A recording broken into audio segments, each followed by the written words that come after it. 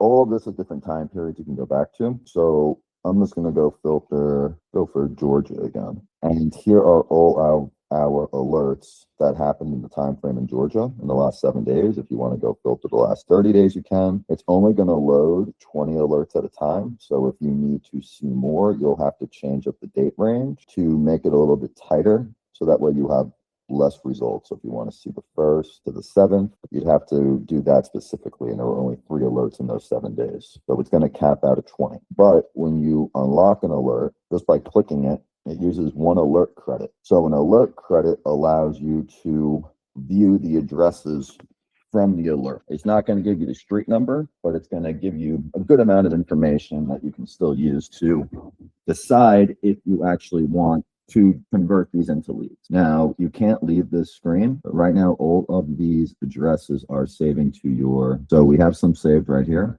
You have the ability further to filter down after you save them into why they're saved, so the measurement type. And once again, you can click on any of these pieces of information. If you, for the enrichment, don't use LLC, I'm going to remove these. But anything with an LLC or a trust is going to have some difficulty finding stuff.